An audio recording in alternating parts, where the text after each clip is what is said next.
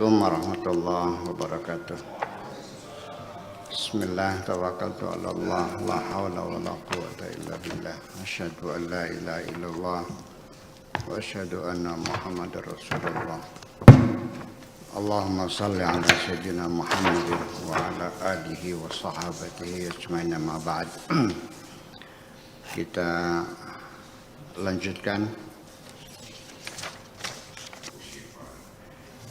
Bismillahirrahmanirrahim.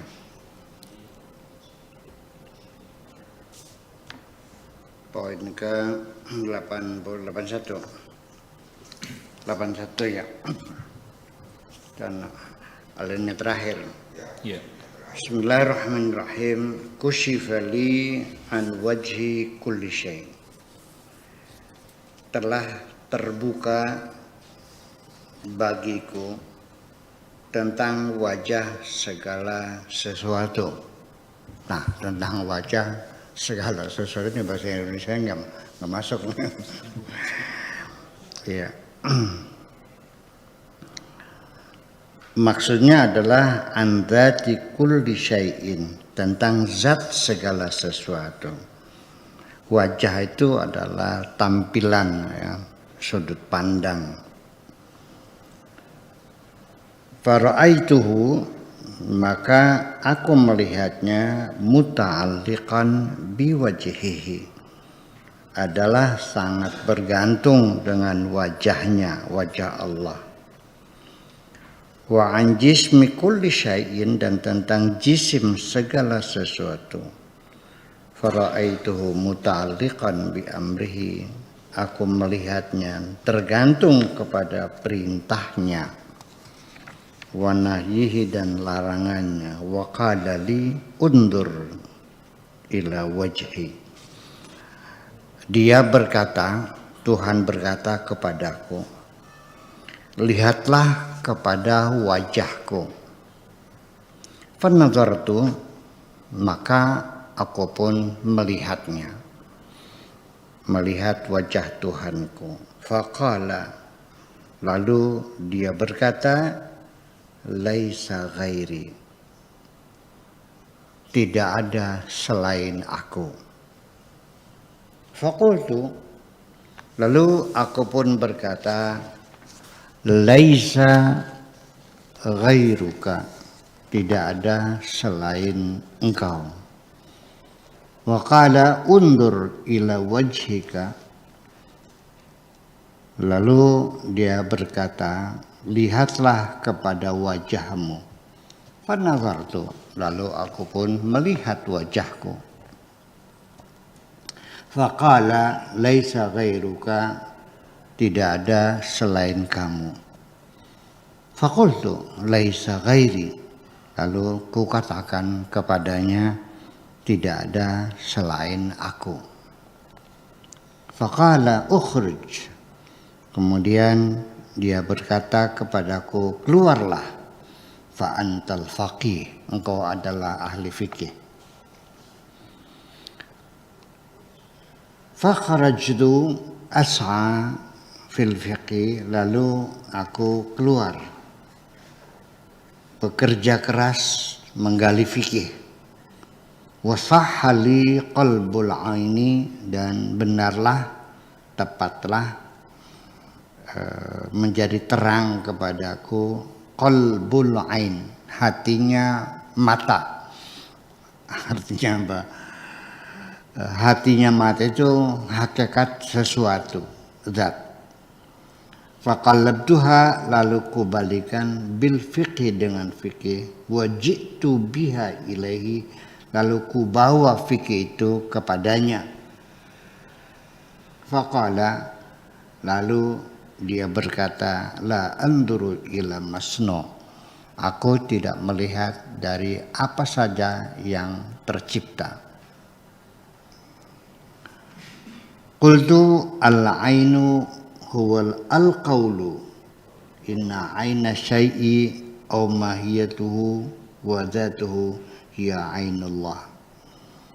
Yang disebut dengan al-ain di sini adalah qalbul ain, di sini adalah al-qaulu, adalah pendapat yang mengatakan bahwa ainu syai, hakikat sesuatu, au mahiyatuhu atau mahiyah, substansi sesuatu, hakikat suatu, zat asli sesuatu. Wadatuhu, dan zat sesuatu, hiya ainullah, itulah zat Allah sesungguhnya. Wahwa amrun masnu, adalah sesuatu yang tercipta, mulafakun, yang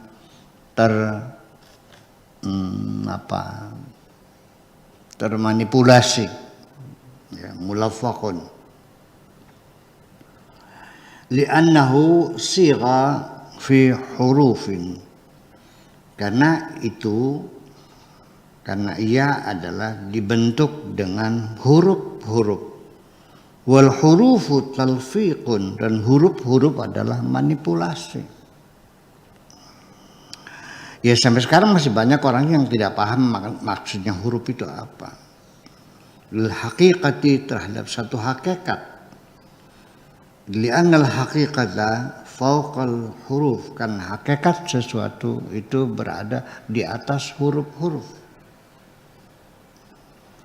Wa fauqa muhtawal huruf, dan di luar kandungan, di atas kandungan huruf. Wa aqsa ma yumkin an yuqal, terjauh yang layak untuk dikatakan adalah fi hadzal mawdu', dalam persoalan ini, inna dzata ayyi syai'in, bahwa zat segala sesuatu, muta'alliqatun bi dzatillah, bergantung dengan zat Allah. Walakinnaha, tetapi sesuatu itu, laisat hiya, bukan itu. Itu ya itu, tapi bukan itu. Iya, memang ya itu, tapi bukan itu.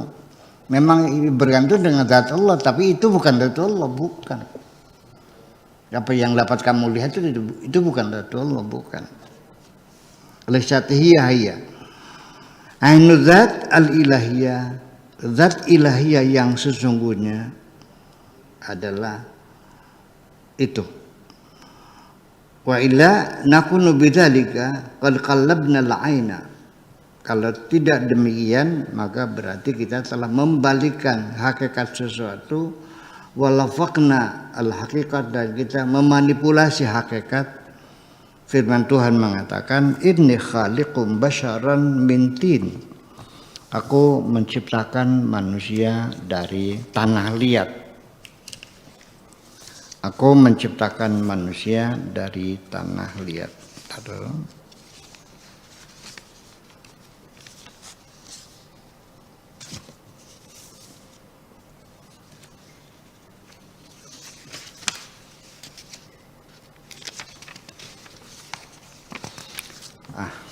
Mana sih?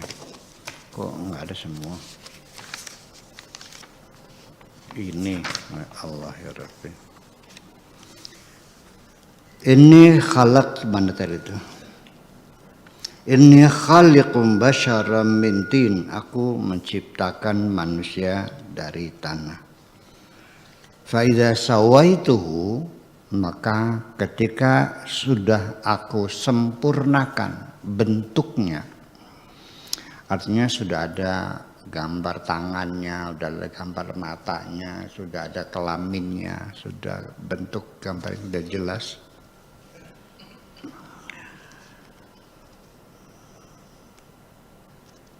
Wa nafakhtu fihi min ruhi, dan ketika sudah kutiupkan, ke dalamnya dari rohku,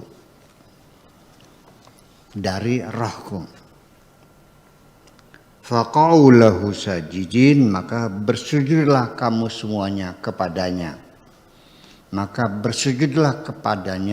semua kamu itu.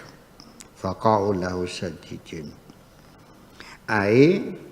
ini artinya bahwa anna ruh ibnu Adam, bahwa roh ibnu Adam itu adalah hiya min ruhillah, adalah dari roh Allah. Saya put saja dulu, Karena ini di kitab-kitab tafsir At-Tabari, Nasai, Ibnu Katsir dan sebagainya, ini mereka mengatakan bahwa ruh disebut wa nafatahu min ruhi, situ artinya bukan ruh Allah. Ya, dalam kitab tafsir mereka berhati-hati untuk mengatakan bahwa jangan sampai lalu kita berkeyakinan Allah itu roh. Roh kita roh Allah, nanti seperti Allah ada dalam diri kita semacam. Sekali Allah mengatakan aqrabu min hablil warid. Ya.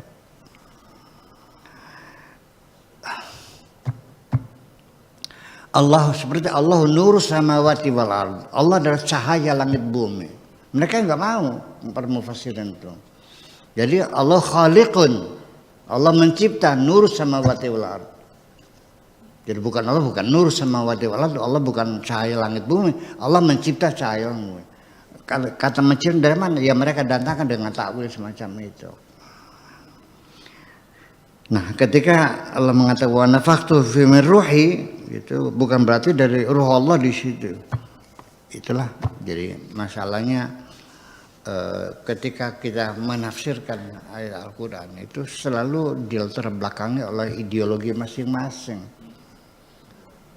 Kalau dia mazhabnya Mu'tazilah ya akan begini tafsirannya. Kalau Jabariyah begini tafsirannya. Kalau Ahlussunnah ya begini. Kalau Wahabi ya begini. Kalau Syiah ya begini. Dan berbeda-beda dan semuanya dalam akhirnya sampai dalam soal inti agama yang paling inti sekali, tiang agama yang paling inti sekali, masalah sholat, masalah Fatihah saja nggak pernah sepakat kok. Basmalah itu bagian Fatihah atau tidak? Bismillahirrahmanirrahim itu. Jadi Nabi kalau sholat baca Fatihahnya baca Bismillah enggak? Enggak tahu. Sebagian umat Islam membaca Bismillahirrahmanirrahim, sebagian tidak boleh membaca, sebagian membaca dengan perlahan. Imam Ahmad bin Hanbal bacanya dengan perlahan. Imam Maliki nggak boleh baca, kalau baca malah nggak sah sholatnya karena membaca yang sesuatu yang di luar Al-Fatihah, kayak begitu. Tapi kalau baca amin enggak ya? Amin bagian Fatihah bukan? Jadi kalau kita amin, batal nggak sholatnya? Ya, itu akan jadi masalah. Saya tidak akan membela siapapun, saya netral. Saya tidak akan membela Mu'tazilah, tidak akan membela Wahabi, tidak akan membela siapapun, enggak kok. Ya udah, silakan kalau Anda yang begitu silakan, itu aja kok. Satu pesan saya, silakan Anda lakukan konsekuen, tapi tolong jangan menyalahkan orang lain. Ini aja kok, susah banget sih. Bisa nggak sih tidak menyalahkan orang lain? Bisa nggak tidak menyalahkan orang lain? Saya minta hanya itu kok. Saya tidak minta lebih dari itu. Jangan menyalahkan orang lain. Pas gitu aja. Ini maksudnya. Jadi nanti kepada yang tidak sependapat dengan ini ya silahkan saja. Tapi jangan menyalahkan Syekh Nefri. Nefri adalah men auliyaillah ya. Yang nggak usah disalah-salahin lah. Ya udah aja gitu. Itu.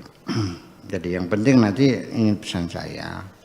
Jangan sampai Anda punya keyakinan bahwa kebenaran adalah yang ada dalam otak Anda.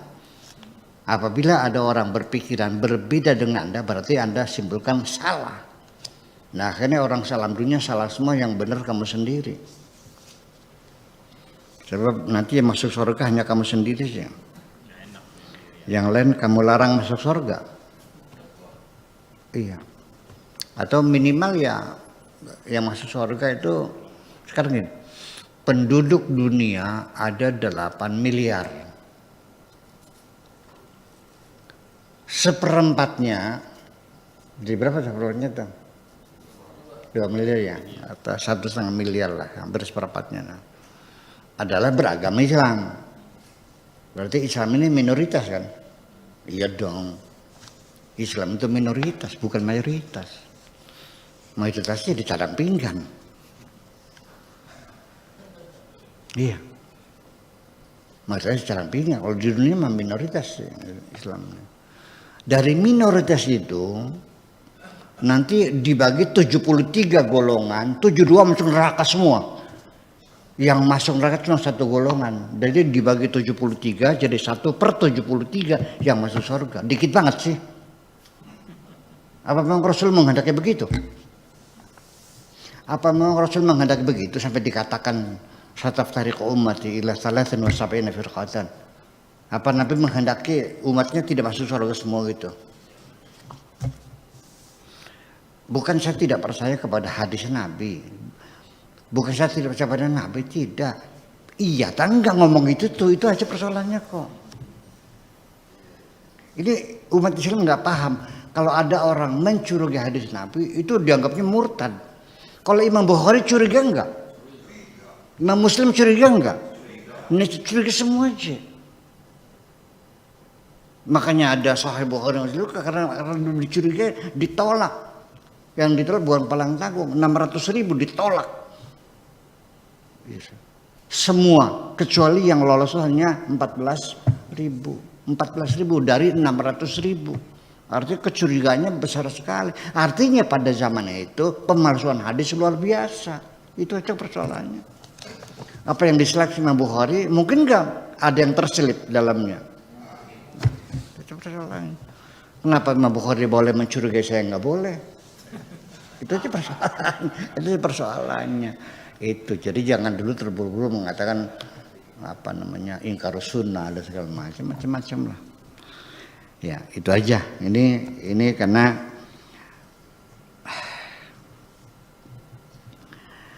apakah ya memang pada akhirnya ketika kita bicara masalah roh, memang sepertinya kita dibatasi oleh Tuhan. Bukan dilarang berbicara tentang roh, tapi diinformasikan akan keterbatasan kita dalam memahami roh. Ya salun kan rohu min amri Rabbi. Mereka bertanya kepadamu tentang roh, katakan roh itu urusan Tuhanmu. Wa ma utitu minal ilmi illa qalila. Ilmu pengetahuan yang kau dapatkan itu sedikit sekali, enggak bakal mungkin dapat pisau. Saya mengatakan berulang-ulang ya seringlah maksudnya. Ibaratnya gini, kayak orang ingin mendefinisikan buah kelapa. Artinya melalui eksperimen, uji coba, penghayatan, mengamati dan sebagainya. Kesimpulannya orang itu bahwa kelapa itu adalah buah yang keras dan licin seperti batu. Keras dan licin seperti batu. Kelapa. Licin, keras. Lalu ada orang lain lagi yang meneliti lebih jauh lagi dengan bereksperimen. Kesimpulannya kelapa itu buah kasab. Buahnya kasab. Karena sudah dikupas sih. Tepasnya itu akhirnya buahnya kasab. Seperti amplas. Udah itu. Yang ketiga mendefinisikan lagi dan bereksperimen lagi, uji coba lagi. Kesimpulannya bahwa kelapa itu keras seperti batu. Karena dia sudah menyentuh batoknya. Dan ada lagi bereksperimen lagi, kelapa itu lembut. Karena sudah nemuin kelapanya. Bereksperimen lagi, kelapa itu ada air, cairan. Diuji lagi, akhirnya apa? Kentosnya ya. Kentos itu embot itu lembek, buahnya buah yang lembek sekali. Dan uji pengunjungnya semua yang mereka lakukan tidak tahu akhirnya. Ya, seperti apa kelapa itu nggak tahu juga. Ini contoh saja. Orang menggali roh itu seperti itu. Sampai dulu konon katanya di Rusia gitu ada eksperimen untuk mengetahui hakikat roh itu seperti apa. Orang yang sedang nazah itu dimasukkan dalam peti kaca yang tebalnya sekian senti, ditutup rapat sekali. Dan ketika roh itu keluar, ini peti kaca ini meledak. Dan akhirnya mereka mempercayai ada roh sekalipun tidak sampai pada meyakini adanya Tuhan. Kalau mereka ateis, ya, yang penting ada roh, selesai gitu. Jadi qul ruhu min amri rabbi itu, katakan roh itu urusan Tuhan. Ini tidak melarang kita untuk meneliti roh, tetapi menginformasikan saja. Ilmumu sangat sedikit, kamu pasti tidak akan bisa tidak akan, apapun yang kau temukan tetap bisa dilanjutkan dan akan membatalkan kesimpulan yang dulu dan seterusnya.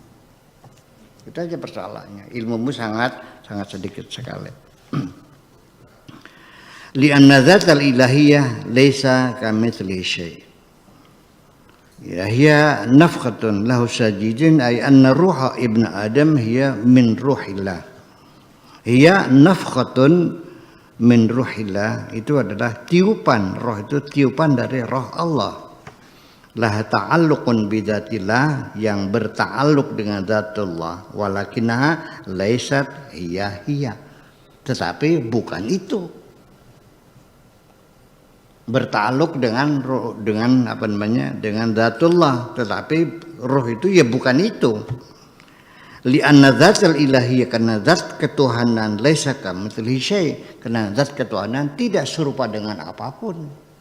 Selesai akhirnya. Kalau sudah tidak serupa dengan apapun ya selesai.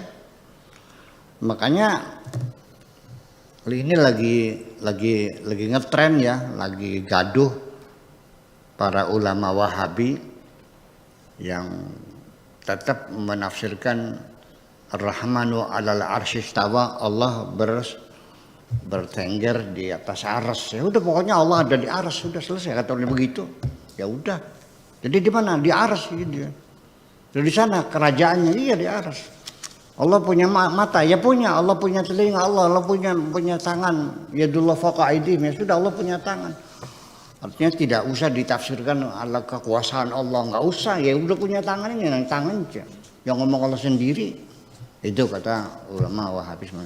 Makanya dibantah oleh Adi Hidayat, oleh Ustaz Abdul Somad dan sebagainya. Itu lagi pertarungan. Saya mah hanya ketawa sendiri aja. Orang gue senang banget bertengkar sih ya. Saya mah malas, biarin aja lah. Makanya gitu sih, saya mah nggak usah menjawab. Saya tidak perlu menjawab apapun mereka komentari. Karena mereka sedang menunjukkan akhlaknya sendiri, menunjukkan kepribadiannya sendiri. Orang kenal juga enggak kok. Emang saya kenal? Enggak. Ya udah aja. Kalau saya nanya juga enggak, kalau mereka nanya saya jawab. Mereka enggak nanya kok. Mereka tidak minta dalil, enggak, langsung jebret-jebret kafir, musyrik, murtad, apa namanya itu, Syiah, apalagi halal darahnya, sekuler, apalagi liberal. Iya, ya terserah aja tuh. Saya nggak usah jawab, nggak usah kok, biarin aja. Kenal juga enggak? Ya saya nggak kenal, ya pun nggak kenal aja. Nanti saya salah paham lagi nantinya, salah ini. Lu nggak kenal, dia sekolahnya kelas berapa saya nggak tahu, dulu pesantrennya saya nggak tahu.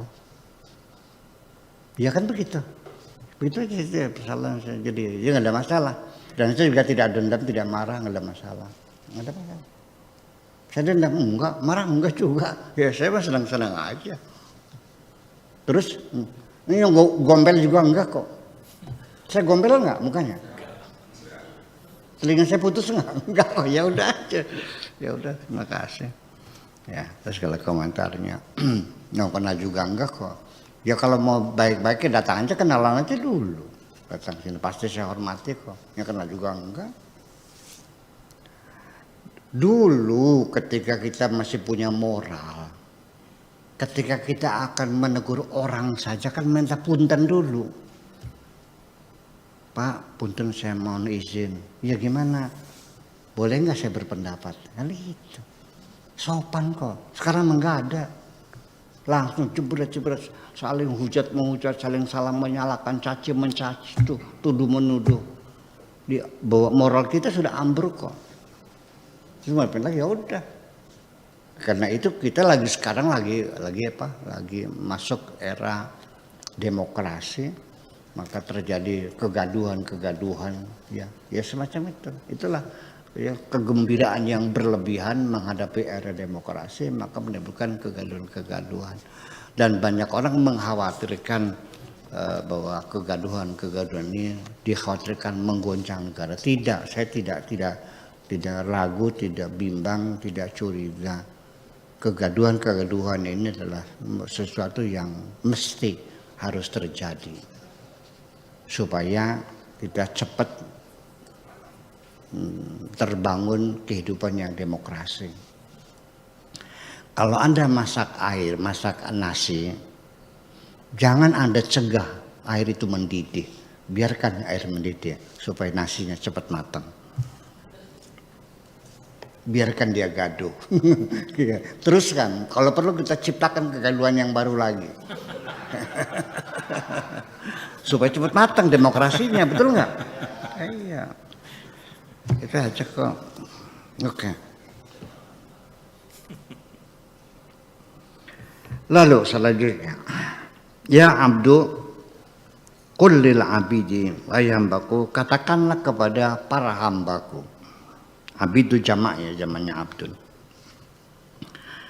La ra'aitumuhu, andaikan kalian semua melihat Allah, melihat Tuhan, yakbidu wa yabsutu, menggenggam dan membuka, mengabulkan doa orang dan menolak doa orang, menerima atau menolak, yakbidu wa yabsutu. Labaritum min ansabikum, tentu engkau tidak akan lagi berbangga diri terhadap jasa-jasamu. Wala aritu min ahsabikum, dan engkau tentu akan lepas diri dari rasa berjasa. Hasab itu semacam itu. Jadi mengklaim kalau engkau tahu bahwa Allah lah yang membuat sesuatu terjadi dan tidak terjadi, dikabul dan tidak dikabul, bukan karena kerja kerasmu, maka atas dasar apa engkau merasa bangga aku kaya karena jerih payahku? Tidak ada jerih payah yang kau banggakan. Keringatmu yang kau peras tidak ada yang kau agungkan, karena semuanya Allah yang berkehendak. Kalau Anda tahu bahwa Allah yang menentukan segala-galanya, itu aja persoalannya. Sebabnya kenapa kita sering merasa bangga diri, mengagumi dirinya, menyanjung-nyanjung dirinya. Aku bisa kaya segini adalah karena jerih payahku, peras keringatku, endas tadi sikil-sikil tadi, endas awan tadi bengi tadi awan, siang jadi malam, malam jadi siang, kepala jadi kaki, kaki jadi kepala, banting tulang, peras keringat. Aku bisa seperti ini. Itu karena kamu tidak melihat Allah yang menentukan semuanya. Kalau engkau sudah tahu yang menentukan semuanya, lalu apa yang kau banggakan? Sekarang saya mau nanya, apa mesti orang berkeringat itu kaya? Banyak gak orang yang berkeringat tapi miskin terus? Kalau memang keringat itu menyebabkan engkau kaya, kenapa tukang sekop pasir nggak kaya-kaya? Ada nggak orang yang hidupnya santai, kerja enggak, ya sehari-harinya hardolin, dahar modal ulin, tapi dia kaya raya, ada nggak? Yang rajin bekerja tetap miskin, ada nggak? Ada hubungannya keringat dengan kekayaan? Nggak ada kok. Lalu atas dasar apa Anda mengatakan bahwa aku bisa kaya? Karena banting tulang peras keringat. Silakan peras keringat Anda. Tapi banyak orang yang peras keringat tapi tidak pernah kaya kok. Dan memang tidak ada hubungannya antara kaya dengan peras keringat. Bisa kaya karena Allah kabulkan doa kamu, karena Allah ngasih kepada kamu. Kenapa kamu miskin? Ya karena dikasih sama Allah, tergantung pada pemberian Allah. Rizki itu adalah diberi oleh Allah, bukan dikejar, bukan dicari. Innallaha yabsutu rizqa li'ibadihi may yasha. Allah memberikan rezekinya kepada siapapun yang dikehendaki, bukan dicari. Uang itu kalau dicari lari. Ya, kalau diperiksa bersembunyi. Iya. Malah justru ketika dihinakan dia menjerit akhirnya. Minta dimanfaatkan. Itu persoalannya. Allah yabsutu rizqa li'ibadihi may yasha wa yaqdir, dan juga ditakar semuanya itu. Jadi atas dasar takarannya sesuai dengan kemampuan Anda menyangga harta itu. Kalau Anda tidak sanggup menyangga harta yang banyak, Allah tidak akan kasih kok. Mana mungkin Allah ngasih Pak Tato 100 triliun. Ngapain, untuk apa? Kayak kampus. Kalau 100 juta mungkin lah, 100 juta. Kalau 100 triliun nggak tahu. Ya untuk apa kita punya uang 100 triliun? Untuk apa? Ya kalau sudah 100 triliun, Anda depositokan saja dengan bunga 6% per tahun. Berarti Anda setiap bulan dapat 0,5 triliun. Berapa 0,5 triliun tuh? 500 miliar. Oke. Yuk sekarang Pak Rahmat, dengan uang 500 miliar, silakan Anda habiskan setiap bulan 500 miliar. Mencret nggak? Oke, Pak Rahmat beli sepatu pagi, sore buang. Besok paginya beli sepatu baru. Habis belum 500 miliar. Bajunya tiap hari baru. Pagi beli yang baru, sore ganti yang baru. Habis belum uang segitu? Oke. Makanya nggak usah masak, di restoran aja lah. Dari restoran ke restoran. Jangan Padang yang inilah, Padang mah apalagi warteg ya, cuma yang sekelas hotel Mandarin lah. Ya, yang sekali makan sekitar 500.000 lah. Atau juta lah. Habis belum? Pagi 1 juta, 1 juta, 1 juta. Kali 30. Mesti sisa masih. Nah, sekarang nginepnya jangan di rumah, di hotel. Semalam 2 juta di hotel. Plus sama ceweknya 80 juta semalam. Kali 30, udah habis belum duitnya?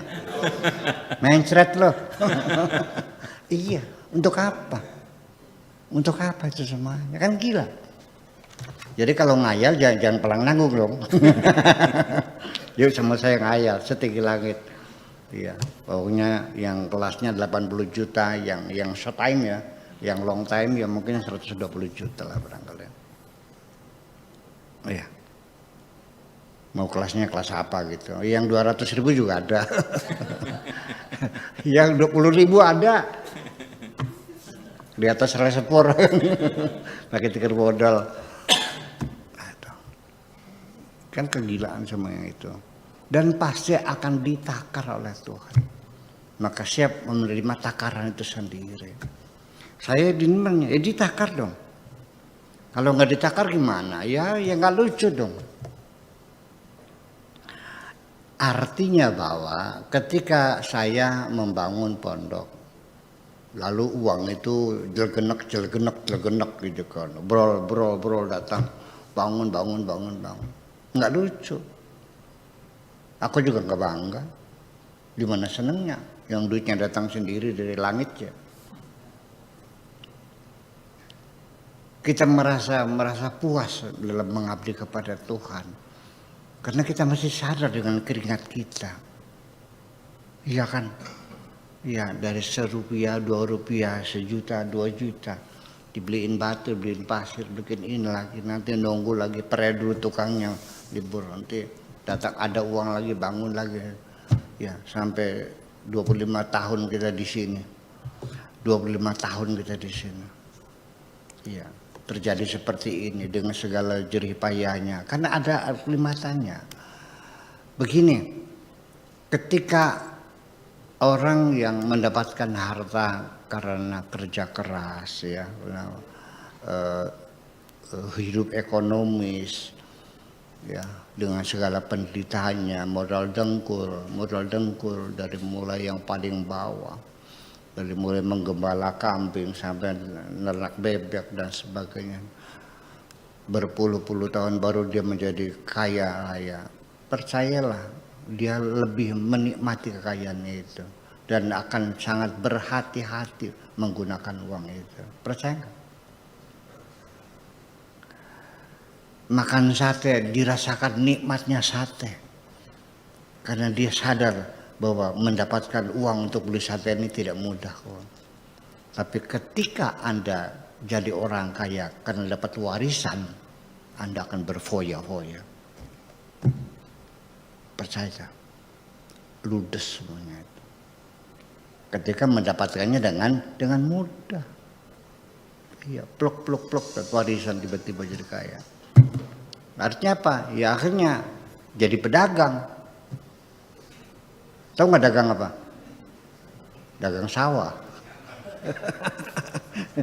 Dijualin sih sawahnya satu persatu sampai habis, ya sampai jatuh miskin lagi. Ya seperti itu. Banyak gak orang dapat warisan jatuh miskin lagi?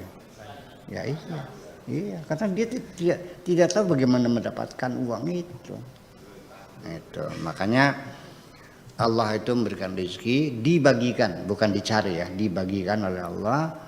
Jadi yakhtassu bi rahmatihi may yasha, yang juga diberikannya kepada siapapun yang dikehendakinya.